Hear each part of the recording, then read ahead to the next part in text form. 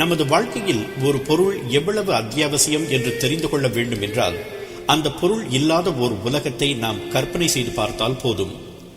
உதாரணத்திற்கு, தொலைபேசி இல்லாத ஓர் உலகத்தை உங்களால் கற்பனை செய்து பார்க்க முடிகிறதா? ஒவ்வொரு இல்லத்திலும் ஒவ்வொரு அலுவலக மேசையிலும் அதன் கண்டுபிடிப்பாளரின் நினைவு சின்னமாக வீற்றிருக்கின்றன தொலைபேசிகள். அந்த உன்னத கருவியை உலகுக்கு தந்தவர் அலெக்சாண்டர் கிரஹாம் பெல். 1847 ஆண்டு மார்ச் 3 ஸ்காட்லாந்தின் எடின்பர்க் நகரில் பிறந்தார் அலெக்சாண்டர் கிரஹாம் பெல். ஆரம்பத்திலிருந்தே அவர் கல்வியில் அதிக ஆர்வம் காட்டினார். கல்வியை முடித்த பிறகு அவர் காது கேளாதோருக்கும் பேச முடியாதோருக்கும் கற்பிப்பதில் அதிக கவனம் செலுத்தினார்.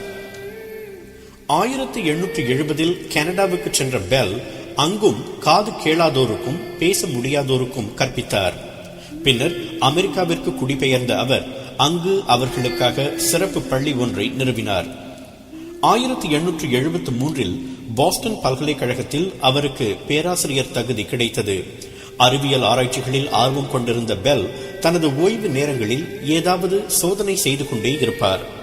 காது கேளாதோருக்கும் வாய் பேச முடியாதோருக்கும் நிறைய செய்ய வேண்டும் என்ற அவரது உந்துதல் தான் தொலைபேசி என்ற உன்னத கருவியை கண்டுபிடிக்க அவருக்கு உறுதுணையாக இருந்திருக்கிறது.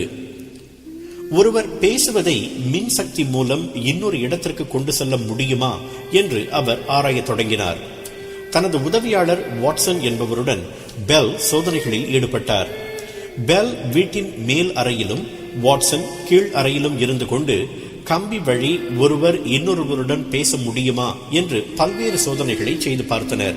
அவர்களது முயற்சிகள் இரவும் பகலும் நாள் கணக்கில் நடந்தன. 1876 ஆண்டு மார்ச் 10 மதிய வேளை கீழ் அறையில் இருந்த வாட்சன் காதில் கருவியை வைத்துக் கொண்டு கேட்டுக்கொண்டிருந்தார். திடீரென்று அந்த கருவியிலிருந்து குரல் கேட்க தொடங்கியது. பெல்லின் குரல்தான். திரு வாட்சன், தயவு செய்து இங்கு வாருங்கள், நான் உங்களை பார்க்க வேண்டும். வாட்சனால் பெல் பேசியதை தெளிவாக கேட்க முடிந்தது. வியப்பை அடக்க முடியாத வாட்சன் கருவியை கீழே போட்டுவிட்டு ஒரு பள்ளி பையனை போல் மேல் மாடிக்கு ஓடி பெல்லிடம் விஷயத்தை சொன்னார். பெல்லின் கனவு நனவானது.